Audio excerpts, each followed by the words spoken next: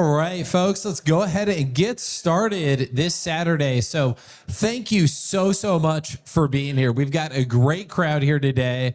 Again, I always think it is such a wonderful testament to our community that these are so well attended and that people are so willing to give some of their time on a Saturday morning to stay informed about what is happening both at the state legislative level, at the Board of Education, with the county commissioners. I call this kind of one-stop shopping for all your political and governmental updates. You get to hear from the state Senate, the state House, the county commission, state Board of Education. So we've got a great program here today. I'm Ethan Corson. I'm the state senator for Senate District 7, which is Northeast Johnson County. Can we do a quick show of hands? Anybody that this is their first town hall meeting? Oh, wow. So thank you for being here. This is like 50. I'm sort of lost. December is going to be 60. So I think this is like 57 or something in a row of consecutive months doing town halls. So we've been doing town halls since way before they were sexy. So our district, just to give you a sense, we are kind of that northeast corner of Johnson County. So we go from the Johnson-Wyandotte line on 47th Street, and then we go out to about 95th Street, and then we go from State Line, and we go west to about 6 blocks west of Metcalf is our district. So I want to say we are now getting closer to the start of the legislative session. October is sort of when things really start to pick up in the run-up to the legislative session. We'll be back in session the first full week of January.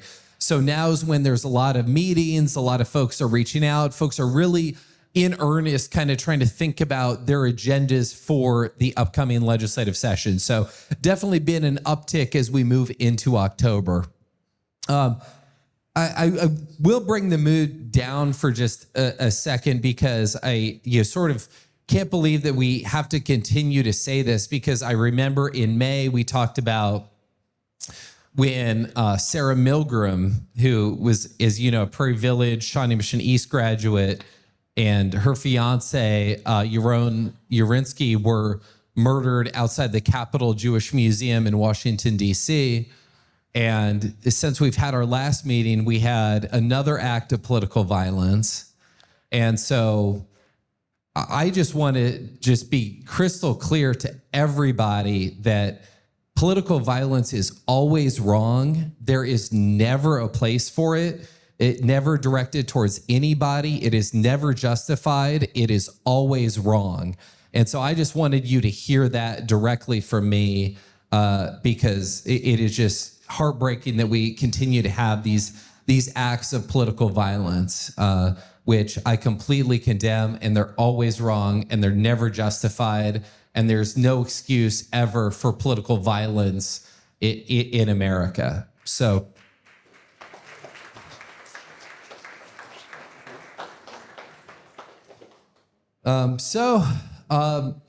a couple big items I want to update you on. The first is something that I always track as a member of the Senate Tax Committee, and also very interested in what's going on with our state budget.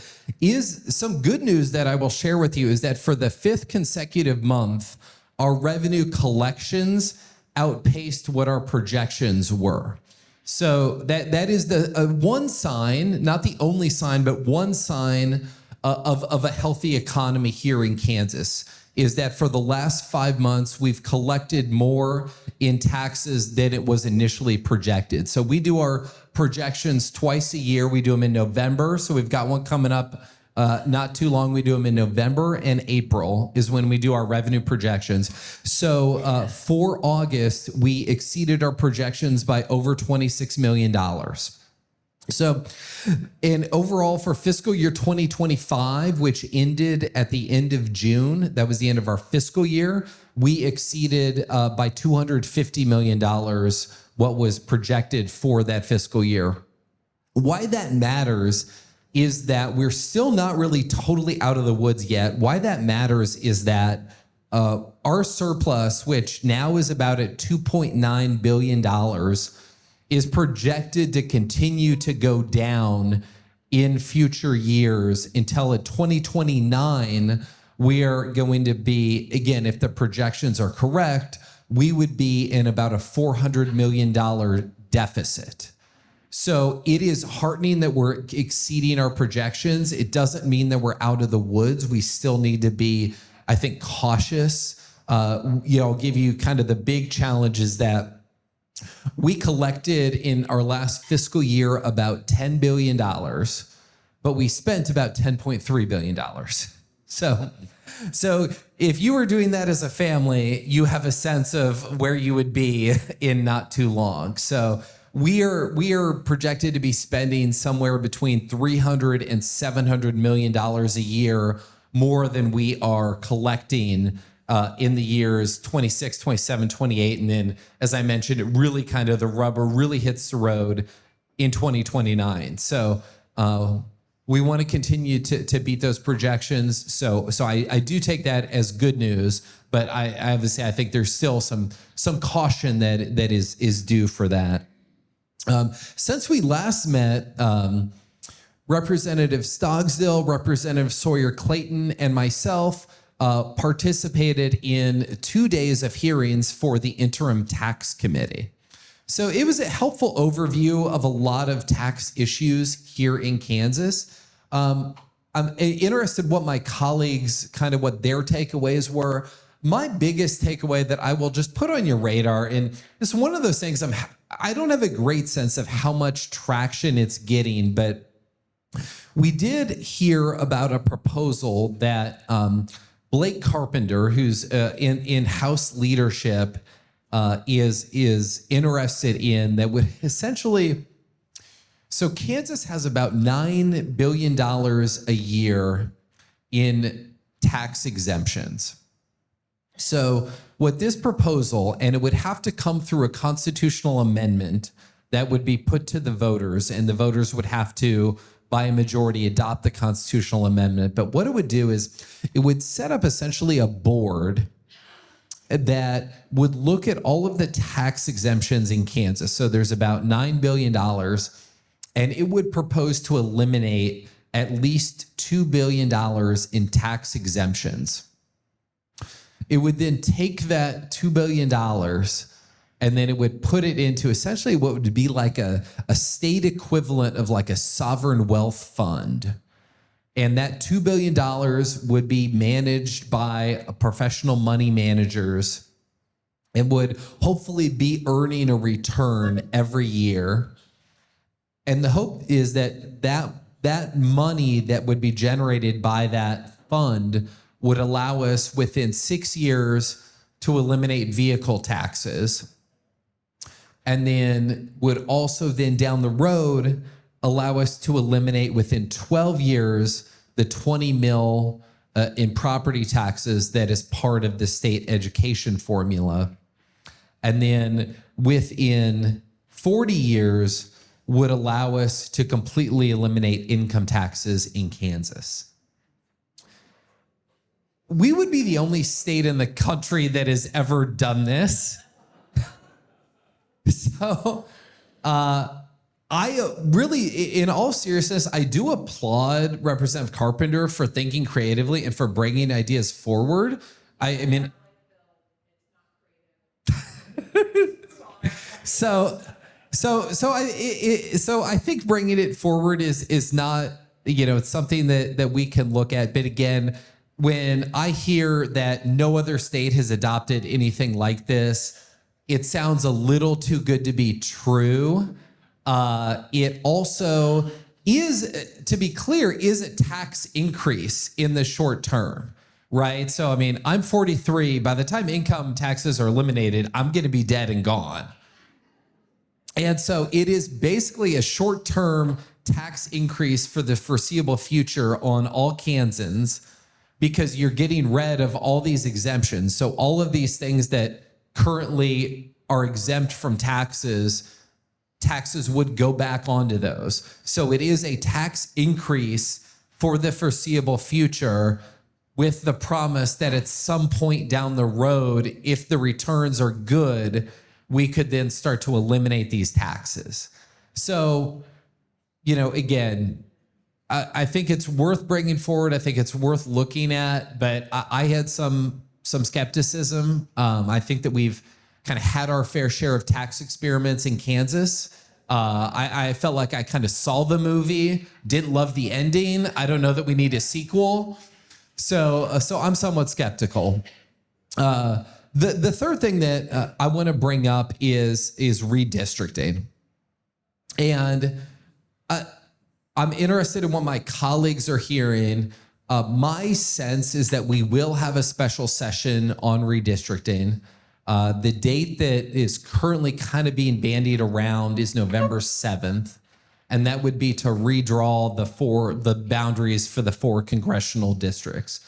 And I think I'm opposed to this, very strongly so. And I think this is why people are so upset and so frustrated with politics, is that we are spending all of this time really trying to put points on the board for one particular political party. And we're not really focused on how do we make Kansas home to the best public schools in America? How do we make Kansas the most affordable state to live in America? I mean, who is really focused on putting points on the board for working families, right? So the idea that we're going to have all this focus on redrawing these lines on a map when families are really struggling with these increased costs, when we have so many other things that we could be focused on as a state, I really think it just is why when I talk to people, so many folks are just turned off by politics because they see it as it's just these parties are really more focused on what's best for them, and they're not really putting what's best for the needs of their citizens first. So I'm opposed to it, and I'm just incredibly frustrated that this is how we're spending our time. I've been laser focused since I've been in office on trying to drive down costs, make Kansas more affordable for folks. I've been laser focused on trying to support our public schools because I think that is a bedrock and that is core to our value as Kansans. I know that my colleagues have shared those values and that's what my colleagues have been focused on. So to me, this is just a disappointing thing that I think is emblematic of really just a broken political system when people look at the state and think that the biggest problem is these lines on a map and not that our state has become unaffordable for so many working families. So I'm going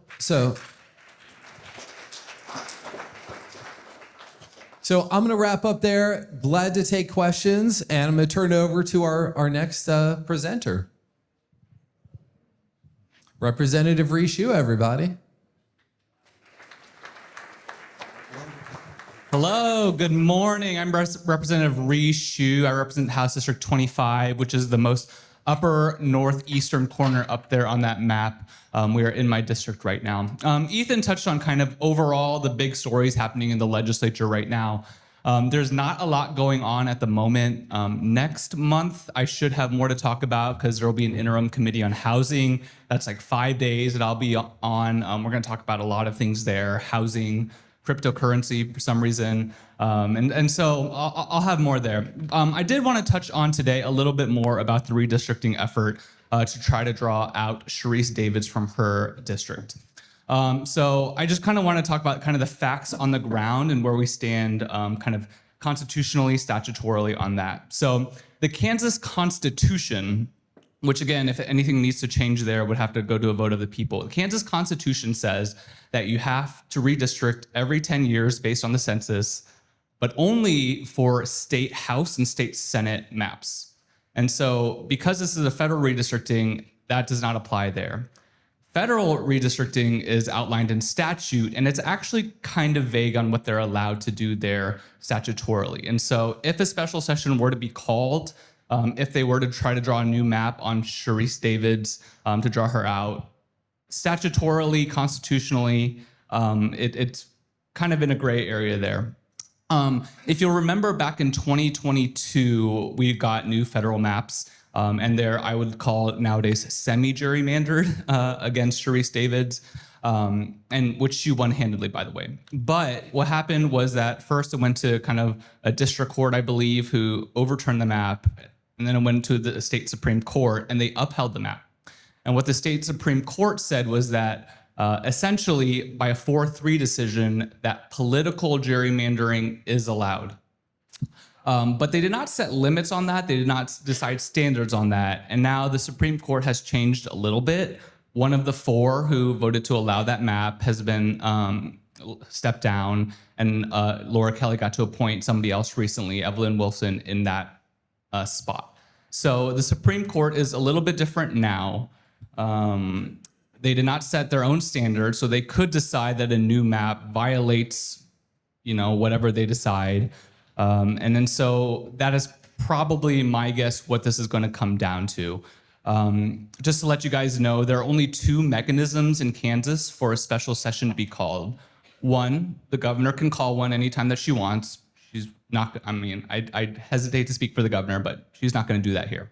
And 2, a state legislature can call itself into special session, but it's not just by a decision of leadership. They have to get 2/3 signatures from each chamber. So 2/3 of the House, 2/3 of the Senate have to sign a petition, basically, and that can call us back into special session. That's only happened one time in Kansas legislative history, and that was in 2021 when this anti-vaccine fervor was going through the country, and so they called us back to kind of roll back some vaccine mandates in the legislature. So it's possible. This is another reason why we continue to harp on and try to break the supermajorities, is that right now, just kind of by a pure partisan numbers game, they have the supermajorities. I've talked to plenty of colleagues, certainly, who oppose calling us back for redistricting. They think it's unfair, personally. A lot of the Johnson County Republicans even think that it would be bad for Johnson County in the area to be broken down into probably three or four districts. The Kansas City area will be broken down into 3 or 4 districts, which is really harmful for us all. But at the same time, political parties are powerful. And so the rumors are, and I haven't heard any specific details, is that the Trump administration has called many of them to Washington, D.C. to have a conversation with them. The rumors that I have from friends in Missouri and other states is that there's a map already outlined for them, and that has to be the map that they pass, no amendments allowed. That has led to an interesting case in Missouri where one precinct in the Kansas City, Missouri area is actually in 2 different congressional districts, which that was found out after the legislature passed it. But then just this past week, the governor still signed that bill. And so that particular map is clearly unconstitutional, in my opinion, because about 200 people, I believe, in that precinct get 2 congressional votes.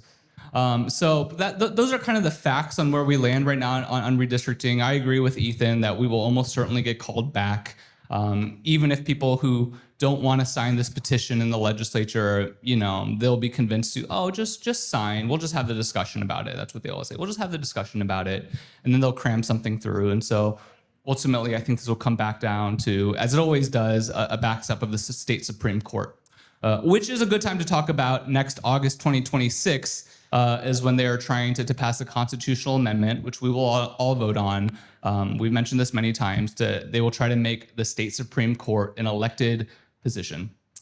So that's bad because our state Supreme Court is fairly moderate, fairly deliberative as a body. They want to change that. So just a reminder, if all this makes you mad, certainly vote no on August of 2026.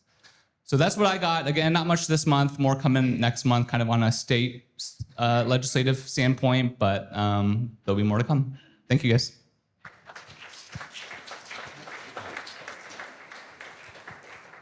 Hello, my name is Becky Fast, and I'm your county commissioner. I represent Northeast Johnson County. And if you look at this map, this is District 1 that I represent. It goes all the way down to Leawood. Commissioner Hanslick represents the 4th, but I represent majority within the 435 Beltway. I just wanted to, one comment on redistricting. I worked for former Congressman Dennis Moore. He was elected in 1998. And then because he shocked everyone, there hadn't been a Democrat in this area for 40 years. He had been the district attorney for Johnson County. And at that time, District 3 represented Douglas County. So in the next redistricting, what they did is they divided up Lawrence right down Mass. So east side of Mass was in one congressional district, and then the west side was put in another congressional district.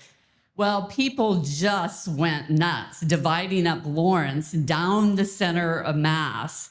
And it went then to the federal court. And in that time, federal law had some guardrails, so they overruled that, which our Supreme Court doesn't adhere to. At that point, you couldn't do political gerrymandering.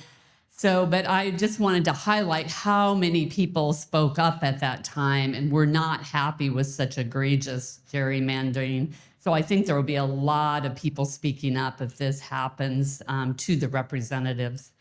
So I'm here today to talk about water. Water is just a really critical issue. My background, I grew up on a farm.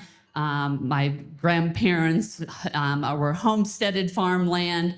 And so whenever I see my relatives, all they talk about is water. Their concerns are having to dig, wells deeper. Their community wells are having to go deeper. Western Kansas relies on underground water, and it's just at really critical levels in Western Kansas. But it is also a critical issue for Johnson County. So I'm bringing forth a Johnson County Water Summit to bring our local electeds together, our state electeds. And so how do we manage water? I mean, water is important for us too. We have increasing development. We have the battery plant. We're having data centers. And so how do we preserve and make sure we have enough water for the future and that it's quality water that's protected? So in Johnson County, we as the county government manage water through 3 entities. We have the Johnson County wastewater system, which it takes dirty water and cleans it and discharges it back into the streams. And we have spent a lot of time in the recent years upgrading that technology so that water that goes back is very clean. Mission is the oldest wastewater plant, was built in 1949. We're redoing that. When a wastewater plant was developed, this whole northeast area was developed. My whole neighborhood came in after that wastewater treatment plant. So how you discharge water back is really critical. A lot of areas have out-of-date wastewater technology. So Kansas City, Missouri is under a consent decree. They have pipes that join. Their stormwater pipes are together with their sewer pipes. And when they get a lot of water, they have overflows that go into the streams. I don't know if you've ever heard the term, Flush Creek for Brush Creek. Yeah. And so they have really had massive expenditures to upgrade their infrastructure. We're very lucky in Johnson County. We have stormwater pipes for clean water, and then we have sewer pipes for our dirty water. But there's still issues at times, which our wastewater is working on. A lot of these old houses, your gutters and your pipes, hook into the sewer pipes. And so that causes overflow. So we have a Johnson County inflow program. And please, I know Rep. Stogsdill used that. They will come and do an assessment to see if your pipes are hooked up into the sewer pipes and unhook them. If you need a sump pump, they will help you get a sump pump. It is cheaper for them to help you do that than to treat that stormwater that ends up in the sewer water. So we're really working with individual homes to unhook the water pipes with the sewer pipes. So we also have this innovative program that no other county has. It's called the Stormwater Management Program. We have a 1/10 sales tax that goes into stormwater to prevent flooding on our streets, our parks, our homes. Johnson County has like 6 watersheds that go into the Missouri River. So we have a lot of streams and creeks that cause flooding. The Mayor Pape here, Merriam at times has dealt with serious flooding. Mission has, and Johnson County has worked with that program to help Merriam get people out of the floodplain. We've Sharice Davids has brought down federal money to help. It's very expensive. So that program works with the cities so they can have more greenway buffs and they can raise roads so they can prevent flooding on streets in your homes.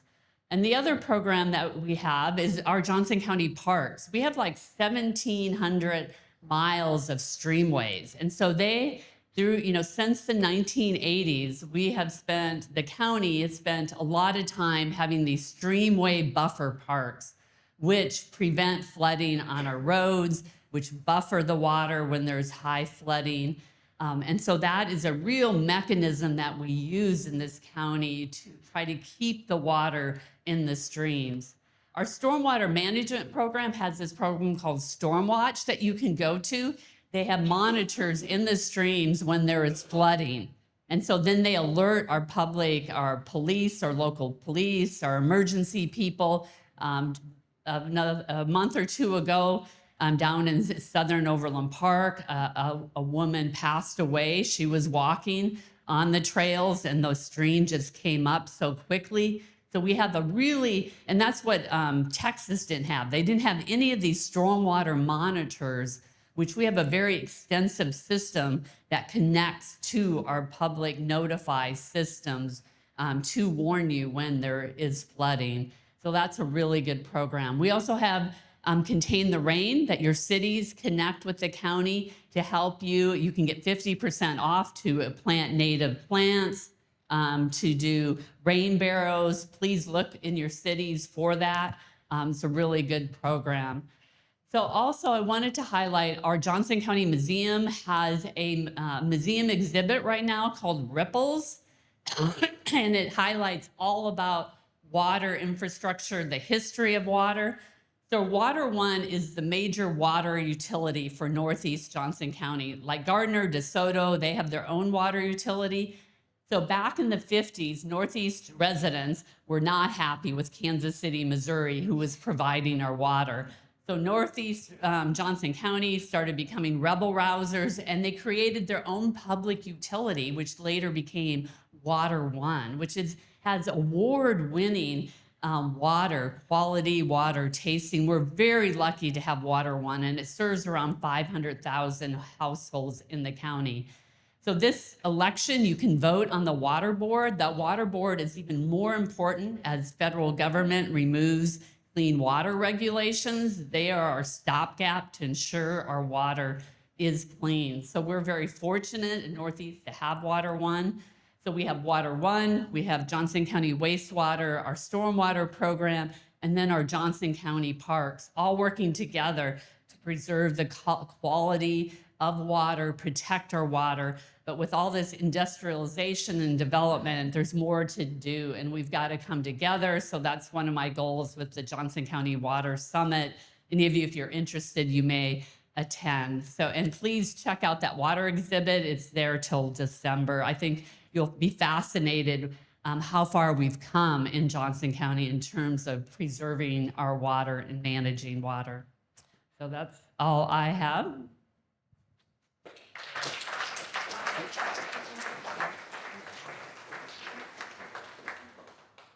Thank you, Commissioner. My name is Jarrod Ousley. I represent District 24, which is the second one, just to the west of the corner of the county. And to piggyback on the Commissioner's water discussion, since we've spoken last time, I had the opportunity to go to an American Flood Coalition conference and learn about some of the tools of mitigation and mitigation options and flooding mapping. Some new tools are becoming accessible to anybody, any municipality that would like to work with them. I see my mayor, Miriam, in the crowd. Good morning, Bob. And I would just like to say that I've spoken with a couple of our city council members and our city administrator, but I haven't gotten a chance to sit down and talk about, what I can bring back from that conference to the city of Merriam to discuss what's going on with Turkey Creek in our downtown. So that is on my list of things to do. I didn't even have that as an update for y'all. Recently, my position on the Johnson County Commission on Aging took me to a AAA meeting. There's 11 AAAs, Area Agency on Aging. There's 11 of them in the state, and they were meeting down in Wichita this week, and I got to go down and address them just briefly, try to talk about their upcoming, session priorities and how to discuss with legislators and kind of just kind of how to have their voices heard when there's no committee for them specifically to get in front of. So I thought that might be of interest to some folks in this crowd. But other than that, I just came to hear my colleagues, their updates, and say good morning. Thanks for coming out.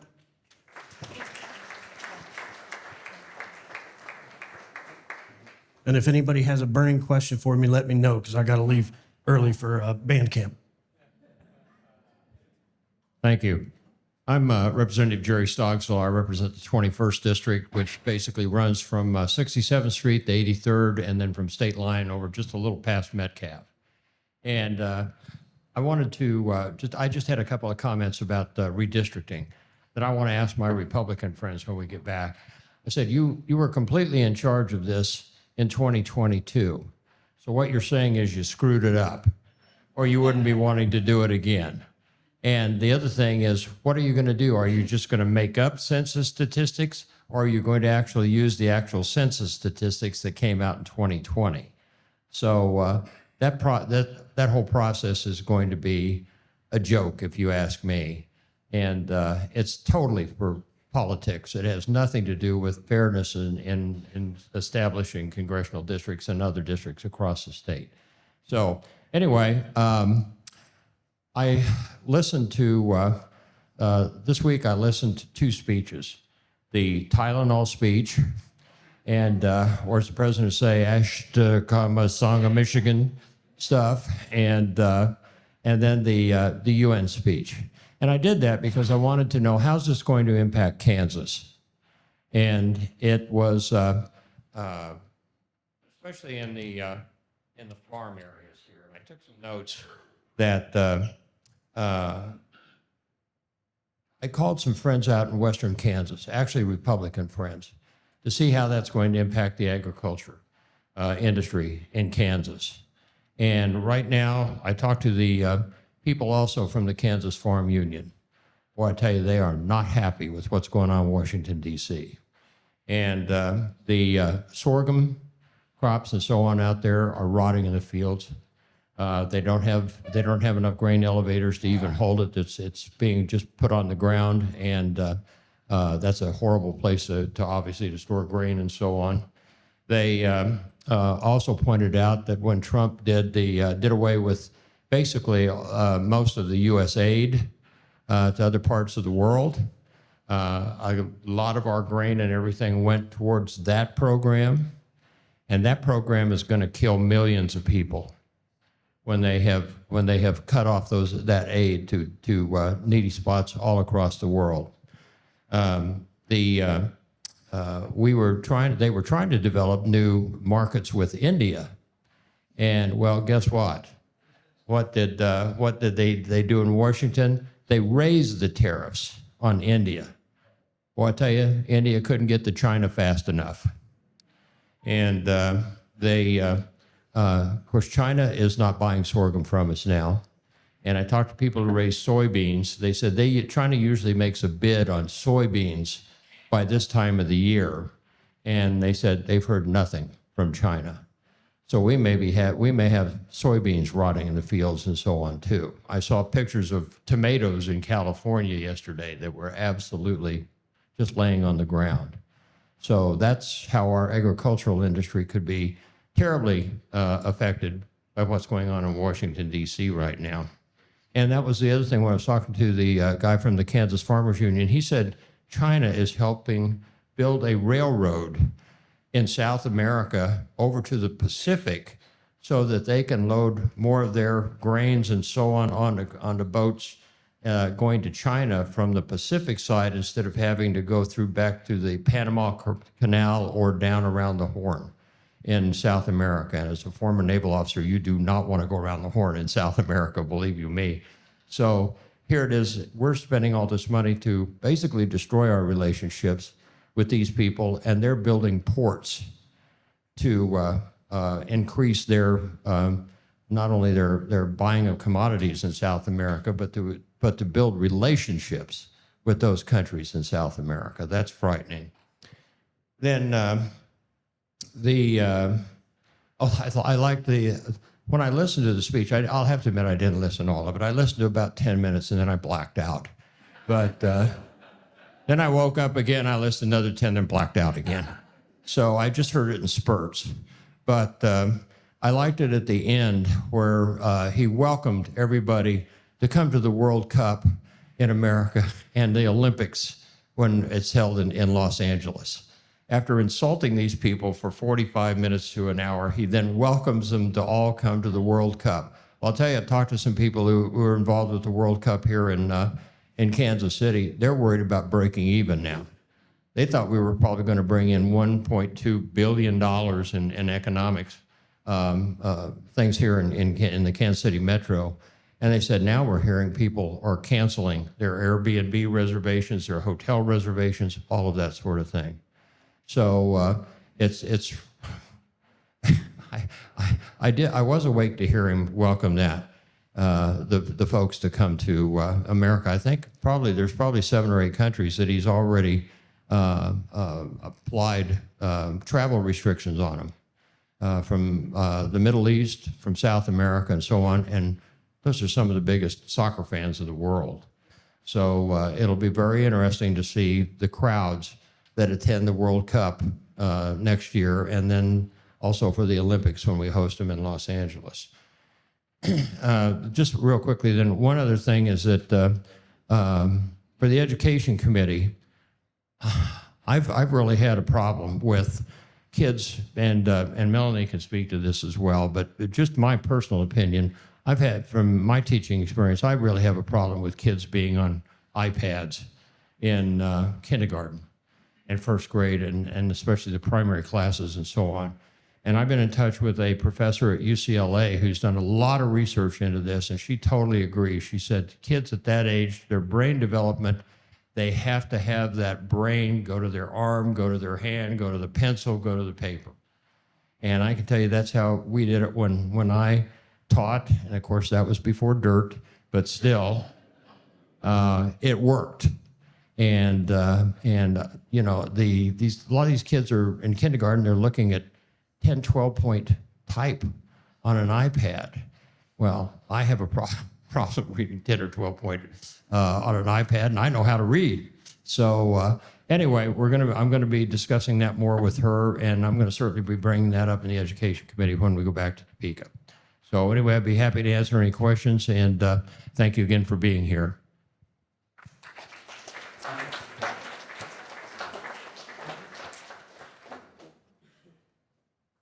Thank you, Representative Stogsdill. He really knows how to push my buttons because you've all heard me talk about screens, so now I've got to visit that too. Good morning. Welcome all the new people. I'm Melanie Haas. I serve District 2 on the State Board of Education. That's the northeast corner of Johnson County and the southern half of Wyandotte County, so I represent 4 whole Senate districts. State Board actually had a special meeting this week. You've probably heard in the news that our Commissioner of Education has tendered his intent to retire sometime in the next, we'll call it about 8 months. It's important that that window is large because if you think about what's it going to look like to replace our Commissioner of Education. First of all, I'm not excited about this. I love Commissioner Randy Watson. He has been very good for Kansas. He is our longest running commissioner. He served for 10 years. So that's the longest time that we've had someone in the job, a job which has only existed since the 1960s. So at the same time, I'm excited because it's an opportunity to have some change, right? Sometimes you got to shake things up. And if you're familiar with the concept of, somebody moved my cheese, there are a lot of people who don't like change, especially educators. Sometimes they just want things to be consistent so they know what to expect. But I think sometimes, you've got to move the cheese if you want to have new opportunities. And since we are living through this technology age where a lot of things are shifting, I think that this could be a really great opportunity. So our board met this week, actually drove to Topeka for a 1-hour meeting on Wednesday, and just had a very quick conversation about how do we kick this off. So the process is we will go out to RFP, meaning we'll open it up to any agency who wants to come forward to help us with an executive search. We're not saying we're going to do an executive search necessarily, but we want to get those proposals and see what will it cost? What does it look like to have a search firm go out and cast a really wide net across the whole country? Because we're looking at people who are probably already serving in this role in other states or have maybe risen to the top as superintendents and commissioners in their states, and now they're looking for their next gig. So who wants to move to Kansas, right? If you know anybody, let them know. We're looking. That job's going to be posted soon. So that's kind of the process that we're starting. We'll see if there are some firms that bubble up. Now, here's the conversation that happened on Wednesday. We had a board member who said, well, I think that we should really look hard at hiring somebody who comes from a corporate background, who has he didn't say corporate, but he said, maybe we need to hire a CEO instead of someone who has experience in education, who's been a teacher, who's spent time in the classrooms, who has led educators. I'm not going to completely discount his idea. There are probably some conversations to be had there. But when I hear things like there are opportunities for efficiencies, I'm like, hold on, we're not a publicly traded company. Not sure what we're doing here. We need to focus on what's best for kids. So this will be a quick but also long process. It's quick to get started. It's going to take a while to get the job description written and out there and decide whether or not we're going to engage a search firm. Somebody said to me when I walked in today, I heard you on a podcast this week. I was like, really? Because I didn't do any podcasts this week. And it took me a minute to unwind that, what they heard was my comment on Wednesday, where I talked about how some board members don't want to spend money. So if a search costs $10,000, $50,000, $80,000, like what's the appropriate price tag for a search when you consider that our current commissioner makes, I hope I have this number right, I think the last I checked, he rakes in an annual paycheck around $260,000 a year. And that might sound like a lot, but when you consider that his wife lives hours away, he spends his whole week in Topeka, he is up at 4 a.m. answering my emails, and he is calling me at 7 p.m. answering my questions. He works all day long. He drives all over the state, gets to use a state car to do those drives. But seriously, the windshield time that these people rack up is astronomical. So happy to answer any questions about that search as we kick it off. I think it'll be an interesting conversation among our board, and I'll just reassure you that I think we have the right people in those chairs to find the right person, but it'll definitely be interesting to watch. So I also spent my week, I got to spend another day in Topeka. I don't usually talk about the many committees and groups that I serve on, but the Special Education Advisory Council met this week. And so I know there are a lot of teachers in the room. If anybody really has an interest in special education, I'll just remind you that you can go to YouTube, go to KSDE Live Media, that's one word, and you can watch that entire council meeting on special education. And that group is formed, their purpose is to advise the state education, basically KSDE and the state board on unmet needs in special ed. And so that's about a day long. We have a lot of different speakers come through. It's kind of like a committee meeting. So they're very interesting to watch if that's in your wheelhouse. And then, let's see. Oh, also in the news this month, you may have picked up an article in the Kansas Reflector about challenges at the Kansas School for the Deaf. That's been a really interesting conversation where we have a task force. I'm part of a three state board members sit on a task force that is also comprised of parents and some folks from the deaf community who work in education. And so we're talking about just what school improvement might look like at that school, because the State Board of Education does serve as the local board for both the Kansas State School for the Deaf and the School for the Blind, which I'd spent the last 2 years being the liaison for the School for the Blind. So it's important that we show up in those spaces for both of those schools and for those families. Again, students come from all over the state right here to our metro. The School for the Deaf is in Olathe. The School for the Blind is in KCK. And so the article in the Reflector really focuses on the challenges that school is facing right now in getting teachers to come and work here in Kansas. We have some very rigorous standards for what it takes to become a teacher of the deaf. You have to finish your 4 years, you spend 4 years undergrad to get your education degree. And then on top of that, you typically have to go back for a master's in deaf education. And that's just the beginning. The people that I meet that work in these schools have typically had 10 plus years of education to be able to do these jobs, which do not pay really, really well, if you know what I mean. So it can be hard to recruit. So that's what that article is about. And I'm happy to answer any questions about that. I'll go back to Jerry's comments about devices because I can attach the device conversation to just about everything that I touch and everything that I do all the time. We heard a report on AI at this month's September State Board meeting. We continue to have conversations about what distracted learning looks like. I'll say at the same time, we have new assessment scores out. So both the Kansas assessment scores, our state assessment are finally available to parents and teachers and students. And then we've been talking about NAEP scores for a little while now. They've been out a little bit longer. But our schools continue to have really good scores in these areas. At the same time, I'm super focused on what can we do to be even better. And so if we have an opportunity to make sure that kids are less distracted, that we're continuing to raise the bar on what reading and even math skills look like, I think that there's a really important piece there, as Representative Stogsdill pointed out, where we really talk about what is age-appropriate device usage. And that's something that I continue to ask for at the board table. And I think that that is finally going to be coming back to the board again. So it's a conversation that will keep happening. And I'm gonna wag my finger at at Representative Stogsdill here and point out that this is also within the domain of the state board and local boards.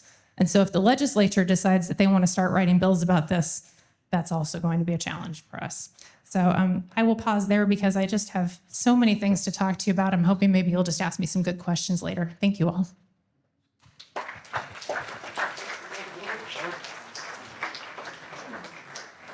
Thank you. And thank you so much for all of your work. I have a daughter in college in Chicago and a son who is a sophomore at Shawnee Mission South. So almost done with my time as a Shawnee Mission parent. I'm also a graduate of Shawnee Mission Schools. Actually, this weekend is my 30-year high school reunion. So, it's the nice thing about being a legislator is that I don't have to show up and say that I invented Post-its, like in that Romeo and Michelle movie. I can just be like, yeah, I did this. Hope you like the way that I'm covering this. But what is interesting is thinking about the way that things are going for the class of 95. We're all, in our late 40s, still young, but not really. And a lot of dealing with that sandwich generation stuff. So some of the things that I visited with my classmates about at our casual event on Thursday night was we were talking about okay, how are your folks? Are they, a lot of my classmates have lost one parent, have an older parent that they're now caring for. You're seeing a lot of people who moved away who are actually coming back to Johnson County to live with elder parents and to send their kids to school here. A lot of us are also, facing that real squeeze when it comes to the cost of having kids in college, but also having parents who need our care, but having workplaces that are not necessarily conducive to being a caregiver. So one of the things that, we always talk about sandwich generation, and it was just interesting thinking about, that, and that the class of 95 is in it. So if anyone else is from that class, let me know. Not that there's a lot that we can do. So in any case, I'm Representative Stephanie Sawyer Clayton. My House district is the lovely Chartreuse one over there. Metcalf state line, 103rd to 83rd, roughly, for the most part, unless you're east of Mission. And then I lost my whole portion that was south of 95th in the last redistricting. So talking a little bit about legislative redistricting, I know that my colleagues have brought this up quite a bit. When we had the redistricting in 2022, or, the committee took place in, started off with our listening tour in 21. I was one of the members that was on that committee. And I recall when our maps were brought out, our congressional maps were brought out, I started laughing because I thought it was a joke. Because I was like, you guys, I think it's on the YouTube. It's, maybe not one of my more professional moments, but now I actually feel sorry for a lot of my colleagues in the majority party. And while I'm sure it might be difficult for you all to believe, imagine that, one of the things that's important to think about is that in Kansas, we are a relatively independent state. We have our own leadership. We have our own values. They have already done the hard work of redistricting. Was I in love with their maps? No.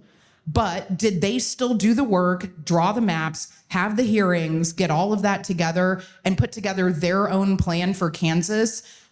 as the state, had that jurisdiction to do? Yes, they did. And now they've got the president and people coming over from back east telling them their business. I can tell you that whatever maps we end up with are likely not going to be even drawn by Kansans. They are likely already drawn by the Trump administration. And regardless of what side of the aisle you are on, it's wrong. We want Kansas people doing Kansas work. If we wanted a, completely federalist state, then perhaps we would have gone back and done things differently at the inception of our nation.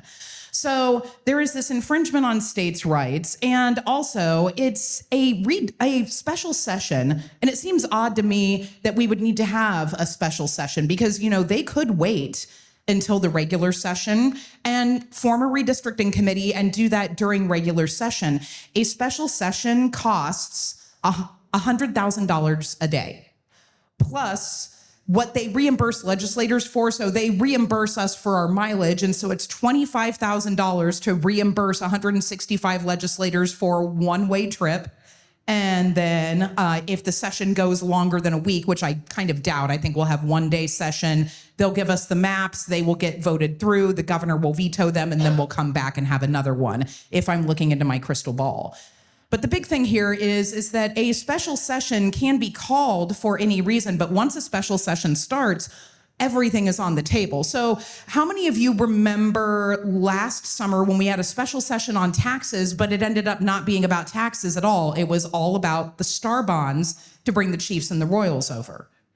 So, and, regardless of how we feel about that economic development package, we have to keep in mind that the things that Kansans actually care about, because honestly, how many of you are going about your business thinking, oh, wow, I really care about who's representing me in Congress?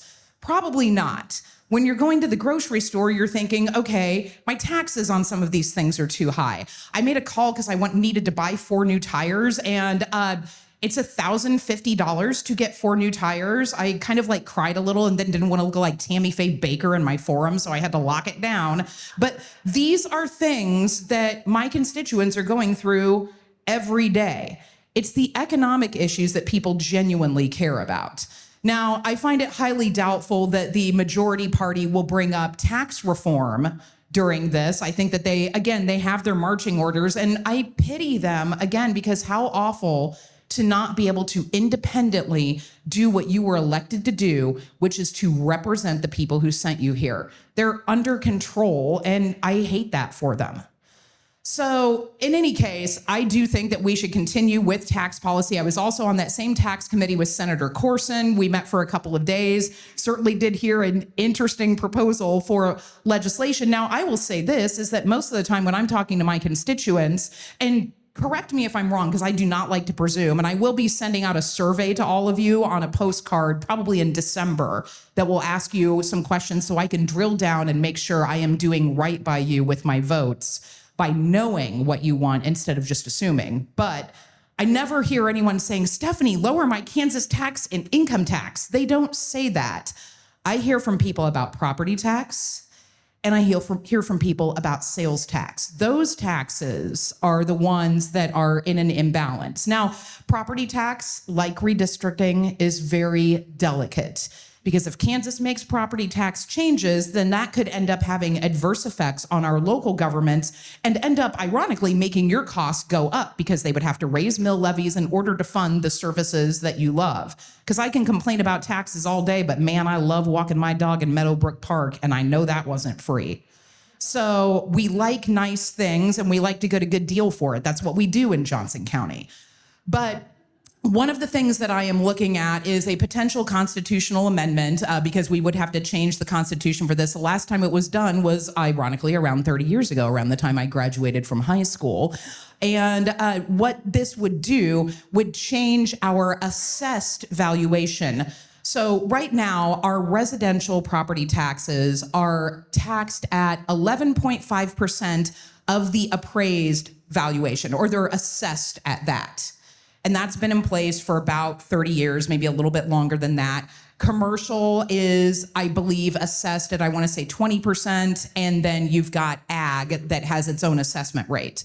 So if we drop that assessment rate from, say, 11.5 to 9%, then that does not adversely affect our county appraisers. We can't really control a lot about the appraisal rate anyway. It's a free market. Everyone wants to live here. It's awesome. That's why the valuations are going up. We do have a housing shortage and things are in demand here. So that's why it's happening. So we can't really control the free market, but we can potentially look at assessed valuation. But of course, I will need to talk to our chambers of commerce because I don't think that the commercial property owners would necessarily like a change in that. So those conversations can continue.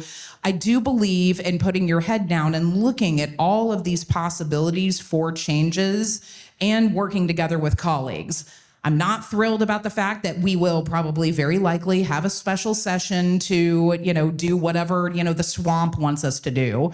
But that's DC politics coming into Kansas telling us how to run our lives. And I do think, too, we will, I'm also seeing, as the ranking minority member on the Commerce Committee, a heavy push to deregulate licensed professions. Some of you might have seen in the news, people are going after the Board of Nursing because apparently a former Speaker Pro Tem's daughter didn't renew her license, and now we have to get rid of the Board of Nursing. You cannot make stranger than fiction, man. But that's Kansas politics, right? But there is also a trend of going after licensure to lower those regulations, saying ostensibly that this will be better for the workforce, but we are deprofessionalizing our industries. And I think that that causes a lot of mistrust, because if we don't trust those people that are providing us with those services, then that does have an adverse effect on the economy. Part of the reason why we like to purchase things is because we know that we are getting quality, trained professionals. And if we're working on deprofessionalizing things, that we're gonna run into some problems with that. But I think that Representative Xu and I are gonna be looking at that when the Commerce Committee meets for their interim next month. I could talk all day. You guys don't want that. The best part of the day is questions anyway. So let's go ahead and move to that. Senator?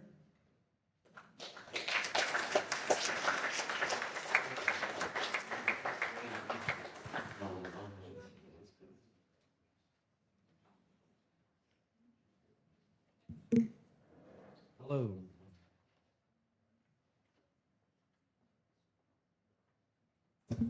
Hello, hello.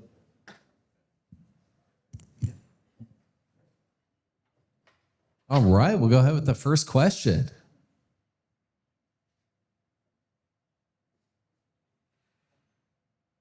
Jerry, this question's for you. You were stating, all through Republicans and talking to Republicans and organizations and the tariffs and the effect that they're having, but I don't hear anybody screaming. Is anybody complaining to the current administration that he's bringing this economy to a halt? I don't hear that. I don't hear that scream. I don't hear it the way I'd like to hear it, that's for sure. And I do know that that they have been, some of these organizations have been in contact with the Trump administration, but do you think they have any impact on the Trump administration coming from the state of Kansas? Hardly.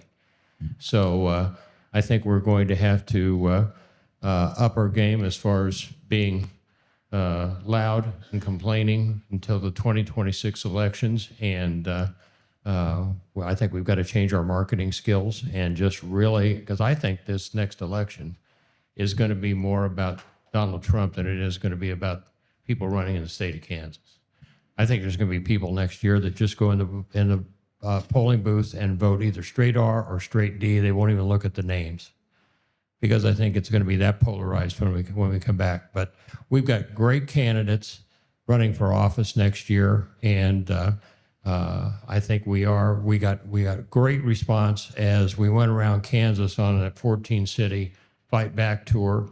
The last one we had was in Lenexa last week. It was standing room only, and I think people are ready to get out there, get involved, and get excited about the 26 elections, and we'll make noise, believe me.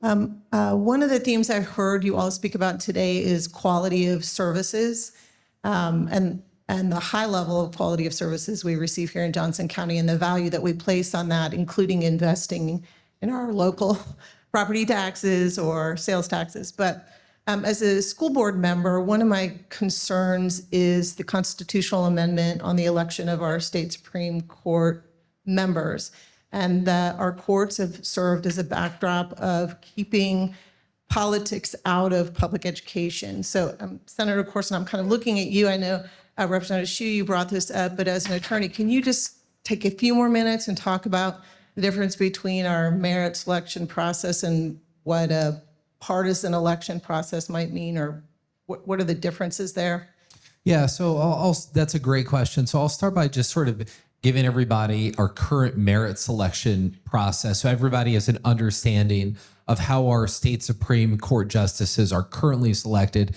This is a process that was put in place in the 1960s in response to a corruption scandal.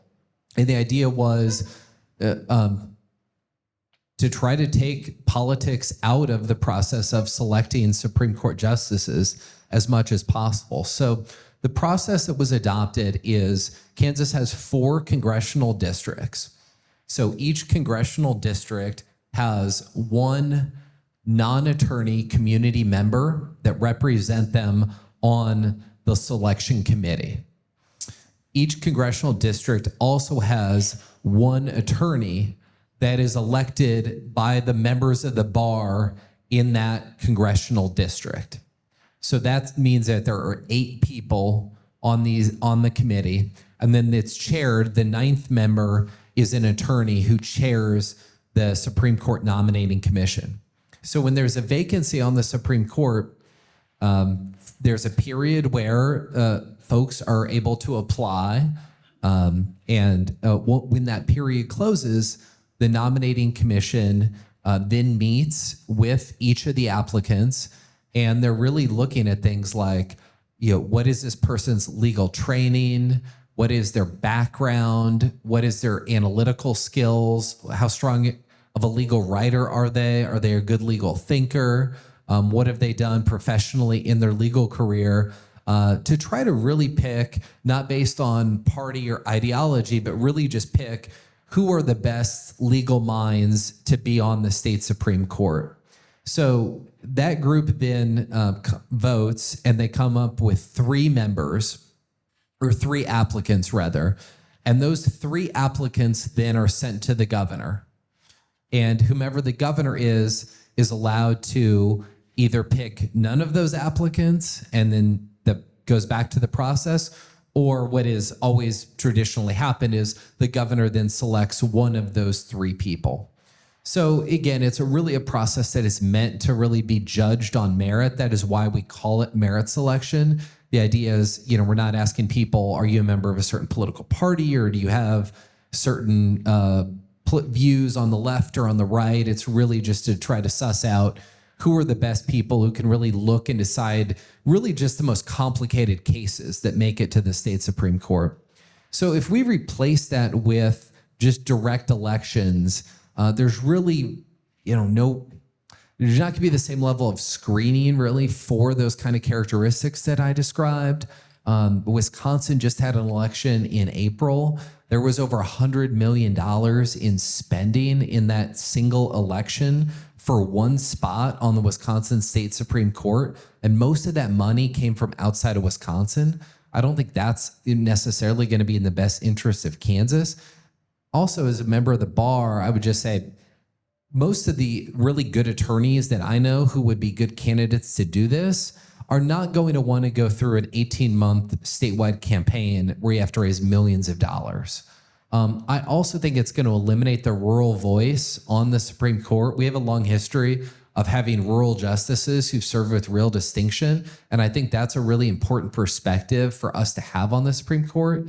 If you basically say we're going to elect people based on who's the most politically connected and who can raise the most money, it's mostly going to be attorneys from Johnson County and Wichita. And we're going to lose, I think, a lot of that rural voice that has really served us well over a number of years. So I don't support this amendment. I think we really want to keep the court non-political and really focus on getting the most qualified people on it.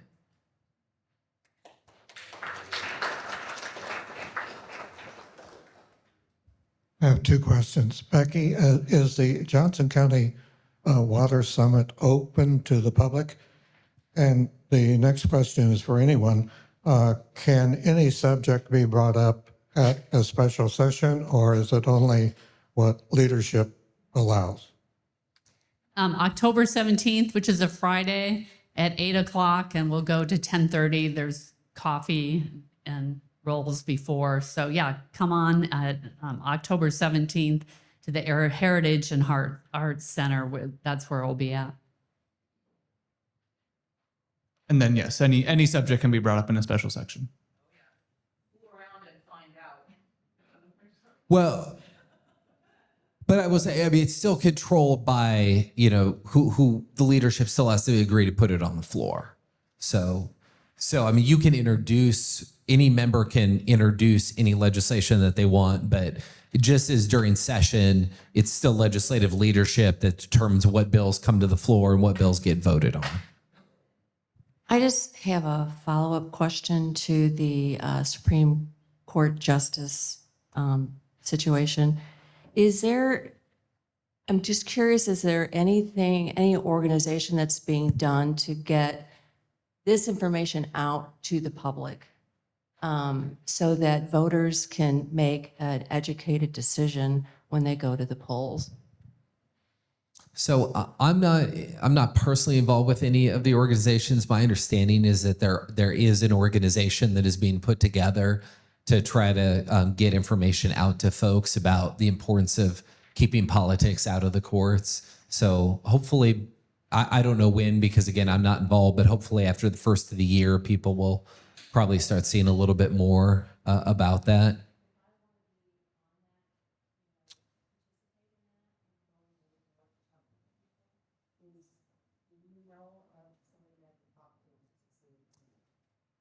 Yeah, I would say just stay in touch with me, and as soon as I think that they're kind of more ready to be public facing, I will be sure to connect you with them.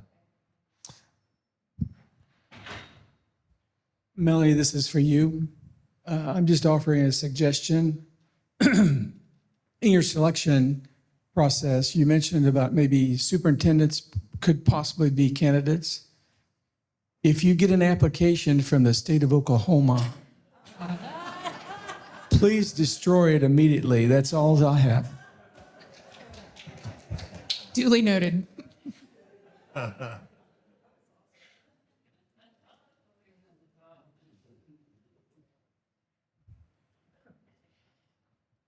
From a voter's point of view, and I am privileged because a year ago I planned a trip with a group of friends. We're being out of the country, but I cannot vote in this election that's coming up in November.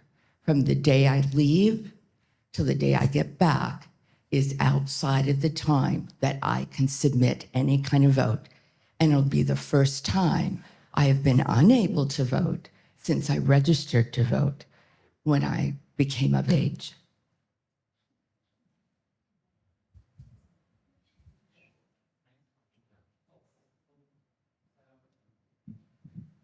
Yes, and perhaps one of the reasons, and full disclosure, she's my constituent, so very happy to be able to represent both of you. But in any case, so one of the reasons why we have a shorter window for mail-in ballots is because of the overall push against vote by mail. As many of you recall, there used to be a 3-day grace period, which made sense, right? With the defunding of the U.S. Postal Service, we get slower service, and that's the way that it is, right? We can't really control what's happening with federal defunding. But there is now that push where it used to be that if your ballot arrived on election day, as long as it was postmarked on election day and arrived by the Friday of election week, it was still counted. It is a travesty that we are eroding away at what my mother always told me was not some glamorous right, but frankly, the way that she always referred to it was voting is your civic duty. So it is without sounding like too grand and highfalutin, it is a sacred duty and the most important part of being a part of democracy. And we are going to see more and more of those things being chipped away because we have the unfortunate distinction of having one of our House colleagues running to be your Secretary of State. So our current Secretary of State, Scott Schwab, is running for governor along with like everyone else. No offense, like Ethan, you're cool. I was talking about the Republican side.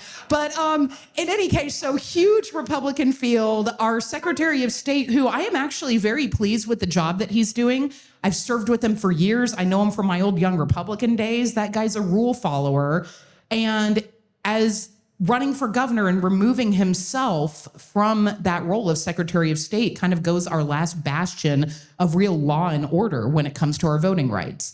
You can count on us to fight for that, Joe, but I wonder, let's talk and see if we can visit with Election Commissioner Sherman to see if there is something that can be done, because knowing you the way that I do, your travel is likely doing good. I know how much you and Dr. Randolph travel and how many people you help. So let's see if we can't figure something out.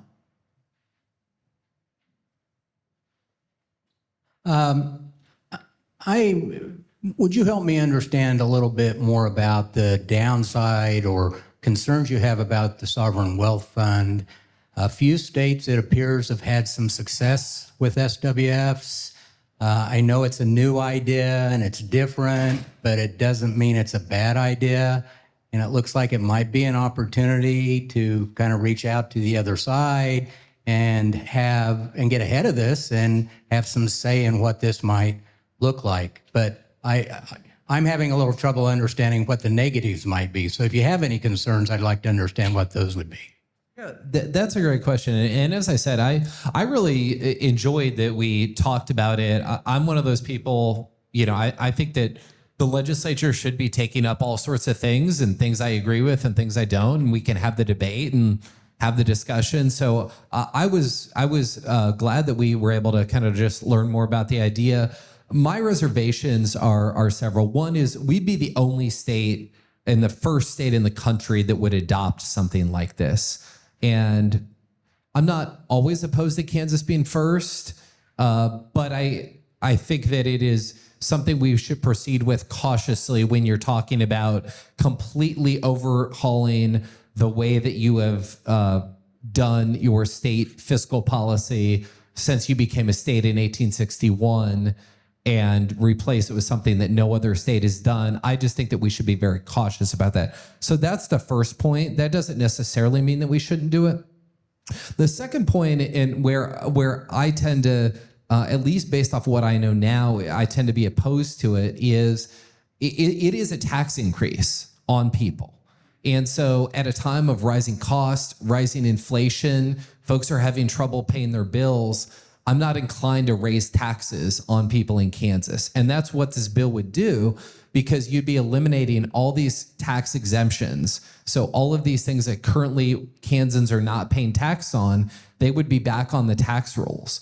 And so Kansans would be facing a tax increase at the same time that they're facing rising prices. So I'm not inclined to support that for that reason. I think we should be focused on lowering taxes on middle and working class folks, not raising them. And then this really deals with projections that I think are very uncertain. I mean, you're really putting the state's future in the hands of the market, and you're hoping that you're going to get this return year over year, which is, again, it just proven to be very uncertain.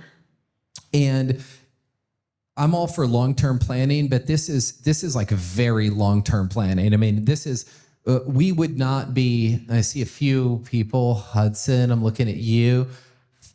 Most people in this room would never see the elimination of income taxes, myself included.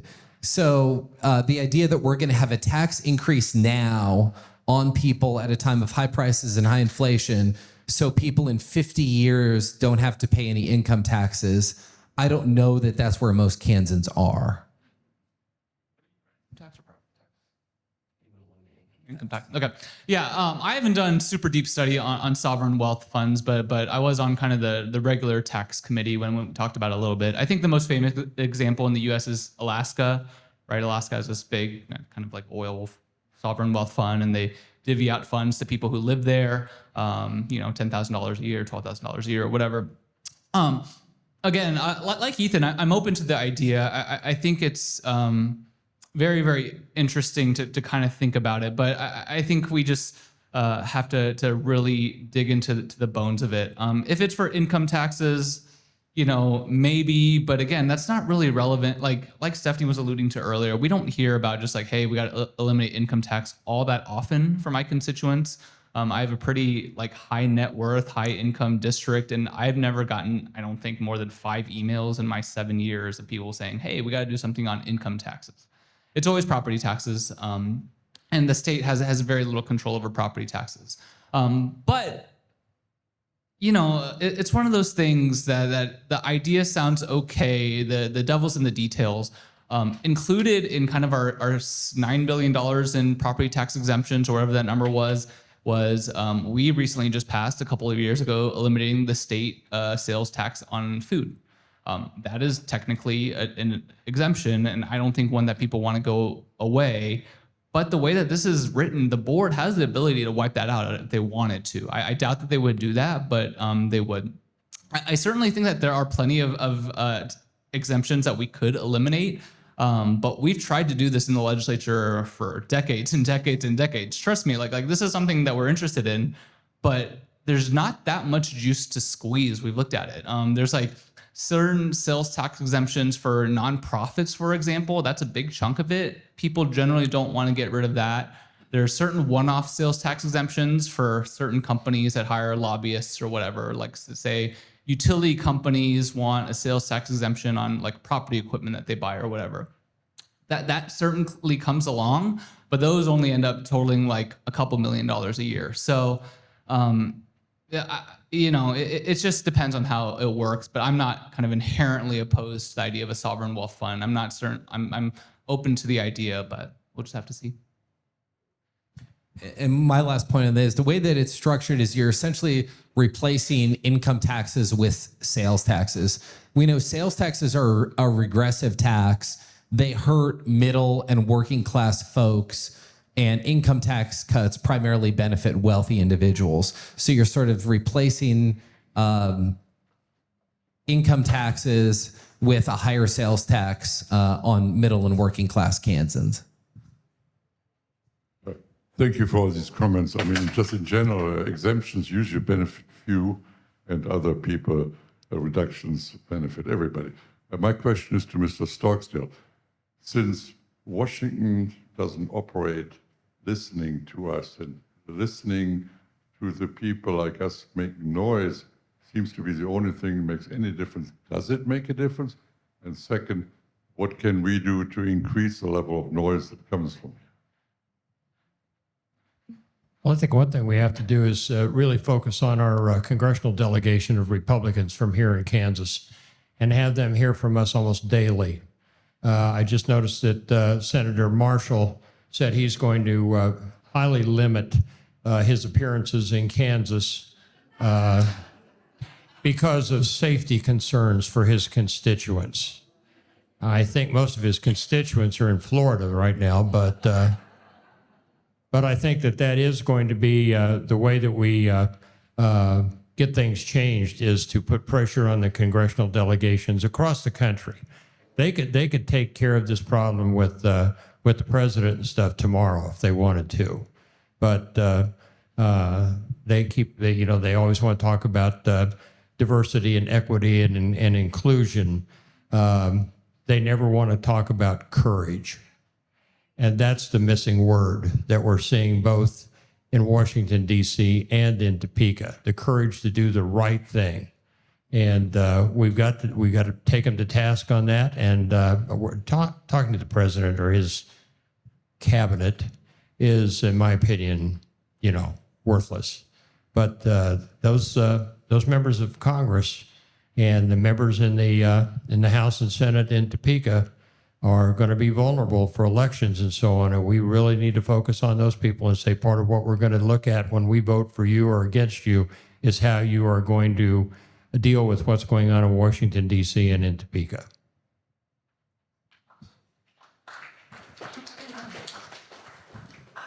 Thank you for your question. And adding on a little bit to what Representative Stogsdill said, again, I don't know where my flood of fierce Kansas spirit is coming from, but I think a lot of it just comes from when we get a push from the federal government to tell us our business and to tell us how to behave.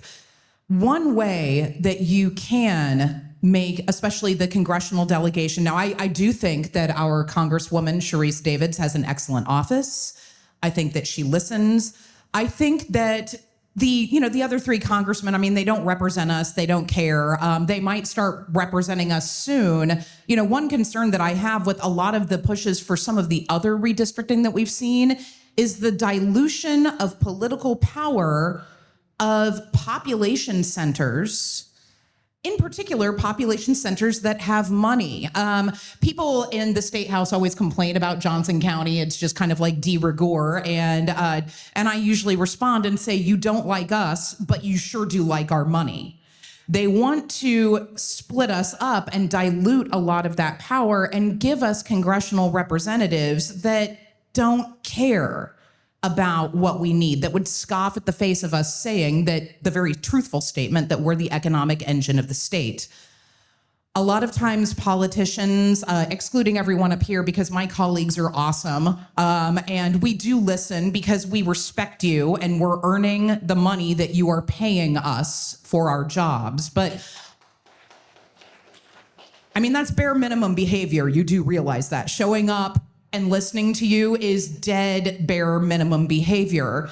And I think it is important for you to hold those people accountable, not just with your voice, but sometimes the only language that they listen to is that of the almighty dollar. So that is one thing that I would say, start voting with your money, start talking to people that live in other areas and understand that we all know what disrespect looks like.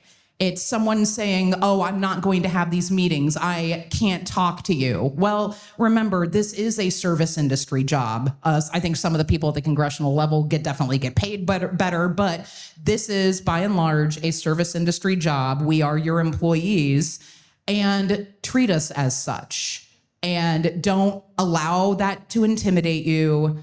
I think continue to do that and talk to your neighbors. Your neighbors are not necessarily going to trust the things that they see online. They do trust what trusted people tell them. So start talking to people that are less engaged. This is how we saw a huge wave and a huge flip in the 2016 election.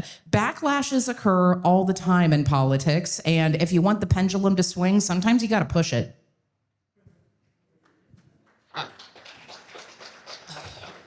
I just wanted to add on that this is kind of the question of our times, I think. We are in precarious times right now. There's a balance between right now, there's a federal government where especially the executive branch is growing increasingly immune to kind of public outcry. They're growing increasingly immune to even Congress. The Supreme Court just this week ruled that the president has the ability to do a rescission or not spend what Congress has approved and other presidents have signed. That's a huge expansion of executive power. At the same time, you see, as this question alludes to, a growing number of people who feel like that they're not being heard by anybody, really. And then so I just kind of go back a lot to a Martin Luther King quote is that a riot is the language of the unheard. And right now, people don't have a mechanism to feel like that they are heard. And so it's a delicate balance right now, because right now the political rhetoric is so heated and we're seeing so many shootings, so many attempted assassinations right now. And that is obviously unacceptable and not what we want. But we have to provide kind of a different mechanism. I think we just have to go back to more than ever, kind of finding ways, and I don't have an answer here, but finding ways to do a little bit of civil disobedience. And maybe that is with the dollar, maybe that is kind of withholding money from organizations that you think are doing bad things. unsubscribing from Hulu and Disney Plus maybe had an effect on this Kimmel stuff. I don't know. But maybe there's more that we can do. Again, in a nonviolent way, but I think we have to go beyond even what we did kind of during Trump 1.0. This administration is doing some truly heinous things. And then we just have to figure out a way kind of to come together. And if anybody has any other ideas, I'm free to let me know. But I think we have to step up to civil disobedience a little bit. All right, we will do one more and then we're going to wrap up. Is there one more? All right. Well, thank you so much. Okay, we got one more. Dan, you got in there just under the wire.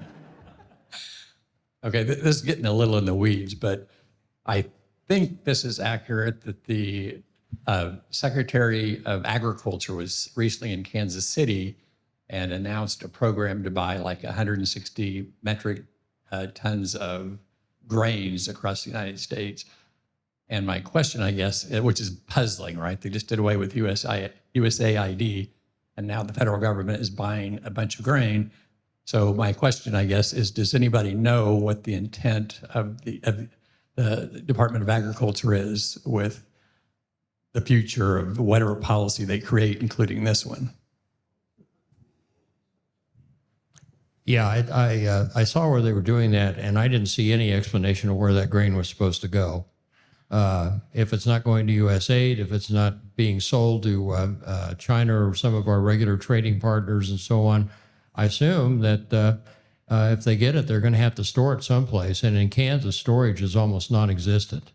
So I think, as usual, that we got a part of the story, but we didn't get the whole story. And we'll have to keep an eye on that. But, when you look at two of our biggest trading partners, we have just ticked off royally, and that's Canada and Mexico, and along with China.